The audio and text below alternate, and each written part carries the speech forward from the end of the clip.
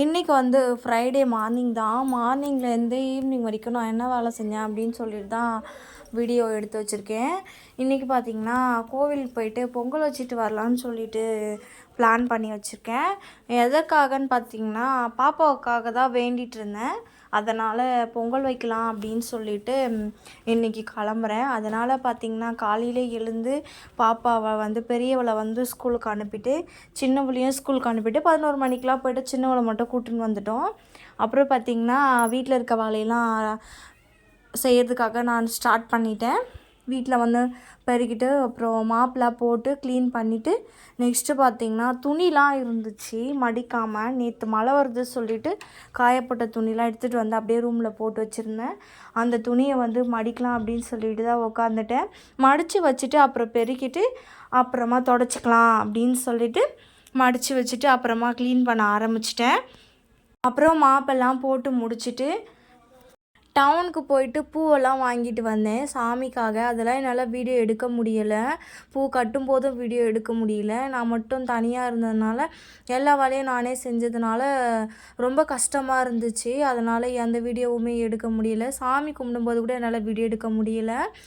அப்புறம் பார்த்திங்கன்னா மாப்பிள்ளாம் போட்டு முடித்தாச்சு. அப்புறம் விளக்கு தாமல் தட்டுலாம் இருந்துச்சு, அதையும் தேய்ச்சி முடிச்சுட்டு பூலாம் வாங்கிட்டு வந்ததெல்லாம் கட்டி முடிச்சுட்டு நானும் போயிட்டு தலைக்கெலாம் குளிச்சுட்டு ரெடி ஆகிட்டேன்.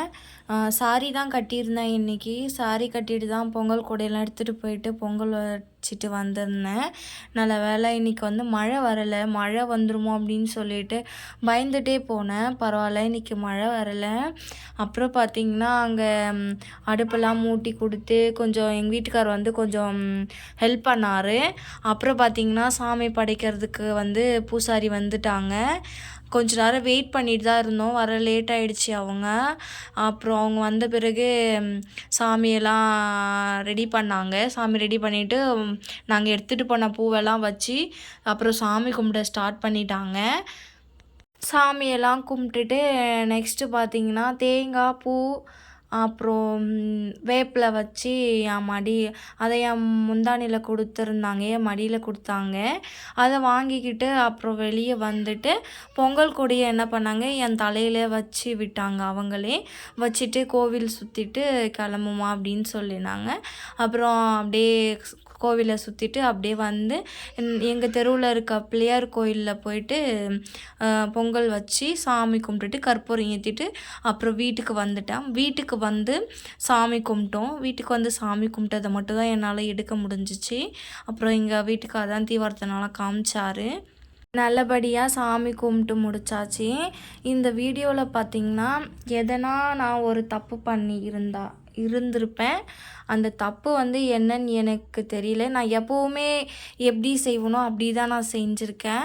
எதனா அதில் குறைகள் இருந்தால் நீங்கள் சொல்லுங்கள், எனக்கு கமெண்ட் பண்ணுங்கள், இந்த தப்பு பண்ணியிருக்கீங்க அப்படின்னு சொல்லிட்டு. இந்த வீடியோ உங்களுக்கு பிடிச்சிருந்துச்சுன்னா என்னோடய சேனலுக்கு வந்து சப்போர்ட் பண்ணுங்கள். உங்களோட சப்போர்ட் வந்து எனக்கு ரொம்பவே முக்கியம். உங்களோட சப்போர்ட் இல்லாமல் என்னால் எதுவும் பண்ண முடியாது.